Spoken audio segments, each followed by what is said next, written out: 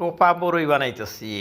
আমাদের ছাদ বাগান থেকে যে সেদিন বড়ই পারলাম জাকি দিয়া, সেই বড়ইগুলা আধা কাঁচা আধা পাকা ছিল। সেগুলা এরকম ডালার মধ্যে শুকা দিয়ে রাখছিলাম। শুকা দেওয়ার পরে এই যে দেখেন এগুলি কালার হইতেছে, প্রায় পেকেছে সবগুলাই।